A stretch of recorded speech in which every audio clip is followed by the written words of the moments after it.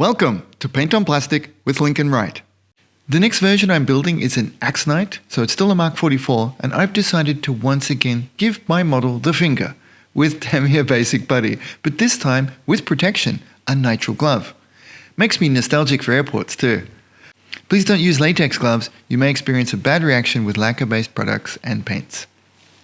The finger method is perfect for very heavy texture and can create the potential for more happy accidents, as the repetitive motion will sometimes lift out small divots of putty and helps with an extremely varied and interesting surface.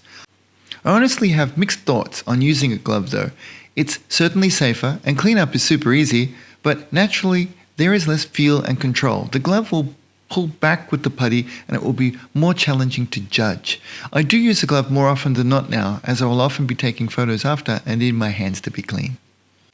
I'll let this roll in real time as much as possible for you, because I feel that the speed and the cadence with which I work to produce this finish is important.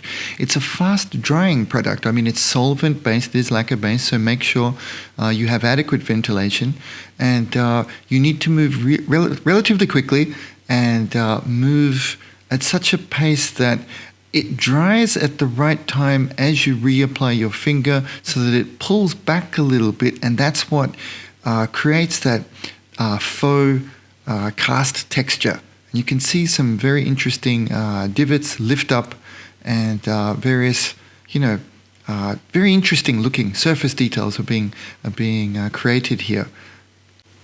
On this particular application, this time, I am going to be more careful around these small details. I wanted to go extremely heavy on the first Mark 44, the MKII version that you've seen.